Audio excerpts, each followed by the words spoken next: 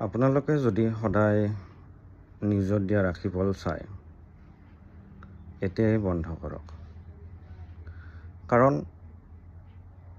সেই যিটো ৰাশিফল দিয়ে, সেইটো কোনো এক বিশেষ ব্যক্তি বিশেষ মানুহক লৈ প্ৰেডিকশ্যন কৰি নিদিয়ে। সেইটো অভাৰঅল এটা ৰাশিৰ ওপৰত দিয়ে।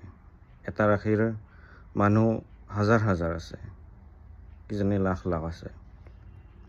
চ' তেনেকুৱা প্ৰিডিকশ্যন সাধাৰণতে নিমিলে, কাটচিত মিলিব পাৰে। চ' কাটচিত মিলাৰ কাৰণে আপোনালোকে তেনেকুৱা ৰাশিফল চাব নালাগে।